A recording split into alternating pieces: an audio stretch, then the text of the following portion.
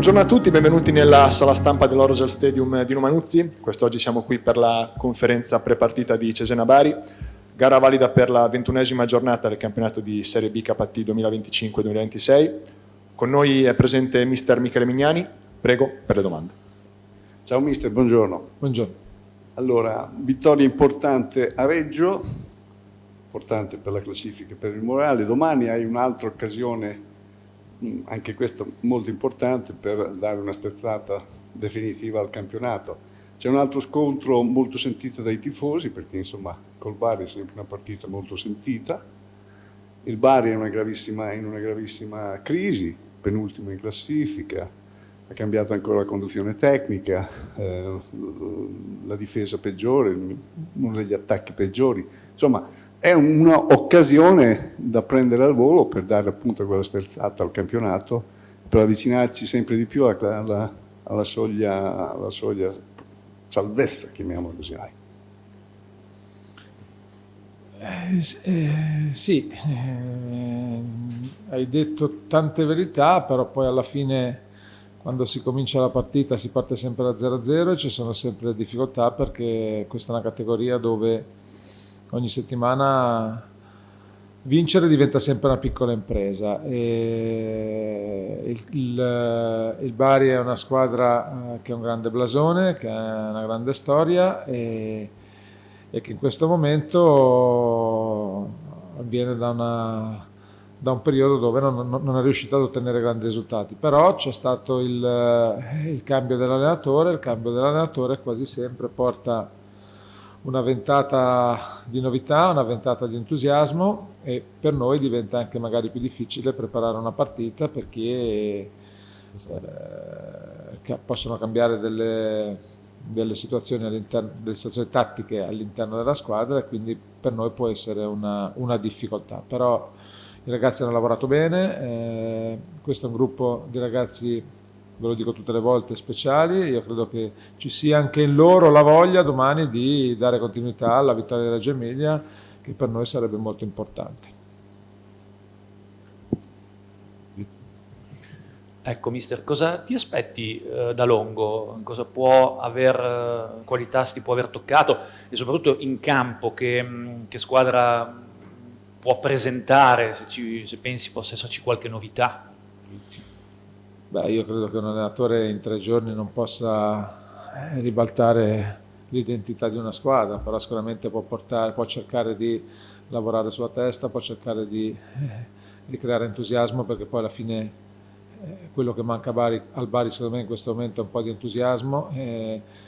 Io penso di domani trovare una squadra che avrà voglia di dimostrare che è viva, che avrà voglia di dimostrare, i ragazzi avranno voglia di dimostrare al loro allenatore che credono in lui, che credono che la situazione possa migliorare, ma come è normale che sia a 20 giornate dalla fine del campionato. Quindi le partite sono tutte difficili, e a livello tattico mi aspetto in linea di massima una squadra che possa giocare a 3 dietro e che con 2 esterni, però poi quello che mi immagino io può essere diverso dalla realtà, perché loro decideranno quello che fare.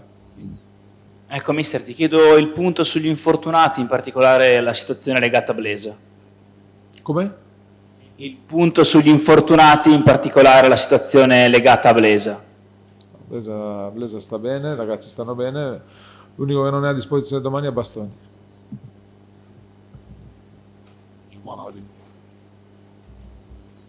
Ecco, ti chiedo, cambio leggermente prospettiva, ma collegandomi, nel senso, inizia a perdere giocatori, ne perderai altri, perché ci sono 5 giocatori diffidati, bene o male è fisiologico.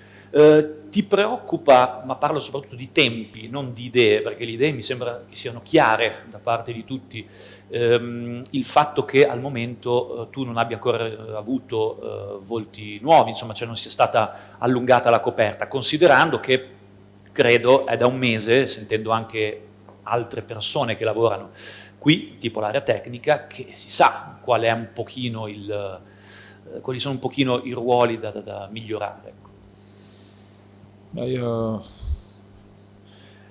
Faccio due premesse che sono secondo me le prime cose da dire, che questo è un gruppo che ha fatto strabene sia chi ha giocato di più che chi ha giocato meno, perché poi alla fine quello che conta è anche la settimana di lavoro, e se non hai gente che lavora bene durante la settimana fai fatica a tenere i ritmi per poi proporre qualcosa la domenica.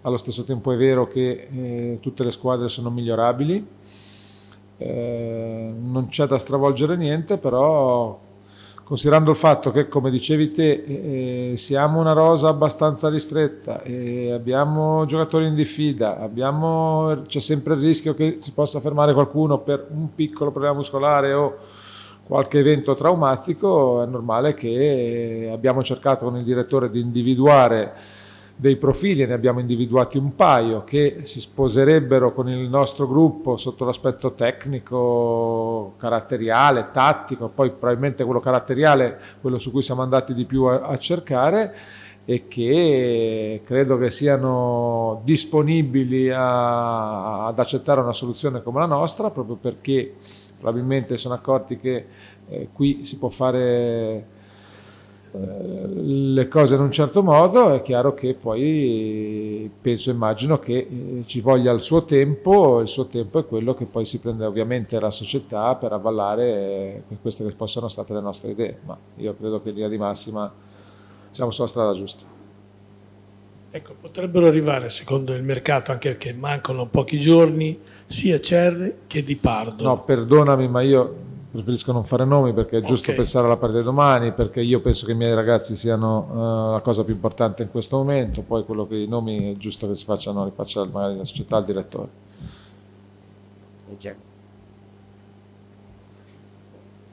Ecco mister, vista un po' la rosa corta come dicevamo prima, ti chiedo se verrà comunque convocato qualche ragazzo dalla primavera. No, sono 2 giorni che si allenano stabilmente con noi, una settimana che si allena stabilmente con noi Davide Zamagni, oggi si è aggregato Galvagno. Noi abbiamo sempre monitorata la situazione dei ragazzi della primavera. È chiaro che mi servi l'assist per dirti che mi vengono in mente i Pieracini, i Francesconi, gli Spendi, i Berti, che hanno fatto un percorso dove dalla primavera hanno fatto la Serie C e poi hanno dimostrato che sono cresciuti fisicamente, tecnicamente, tatticamente, hanno dimostrato valore in Serie C per poi confermarsi in Serie B. E adesso il salto è quasi doppio, per cui è chiaro che c'è grande attenzione verso questi ragazzi che stanno facendo il loro percorso di crescita, che stanno facendo anche bene collettivamente nel loro campionato, però poi da lì a dire che sono inseribili in un contesto di Serie B bisogna valutarlo e dargli il tempo e farlo nella maniera giusta. Ecco mister, io torno invece sulla gara e ovviamente sull'avversario. A Bari in un certo senso la rimpiangono ormai, visto che il picco che hanno raggiunto sotto la tua gestione non è stato più eguagliato. Come ti spieghi questo andamento negli ultimi 2 anni, sia lo scorso che anche questa stagione, così travagliato, e una tifoseria che è in piena contestazione anche con la società? Ma quando è chiaro che io rimango legato a Bari perché ho vissuto 2 anni meravigliosi e rimango sotto certi aspetti un tifoso del Bari. Però dirti e raccontare quello che succede dove io non sono mi rimane difficile, c'è un insieme di situazioni che creano e destabilizzano l'ambiente, che sono quello della multiproprietà, perché i tifosi nel loro modo di vedere è una situazione che non accettano volentieri, e poi a volte si possono sbagliare delle scelte tecniche, però io non ci sono e quindi non sono in grado di dirti quali sono i motivi per cui le cose non stanno andando come vorrebbero. È chiaro che quella è una piazza che ambisce alla Serie A, perché poi la piazza lo merita sotto l'aspetto della presenza, sotto l'aspetto del tifo, e io l'ho vissuta e ho visto lo stadio pieno, e quindi è un dispiacere per loro e anche per me. Ascolta, faccio un passo indietro, torno a Reggio Emilia, dove abbiamo visto per l'ennesima volta un gol, cioè che il Cesena prende gol, no? Ormai è un vecchio problema di cui parliamo spesso, al limite diventiamo anche un po' banali, però occorrerebbe anche capire perché soltanto 3 partite sono terminate senza che il Cesena prendesse gol. Ecco, nel caso specifico di Portanova a Reggio Emilia, cosa non ha funzionato?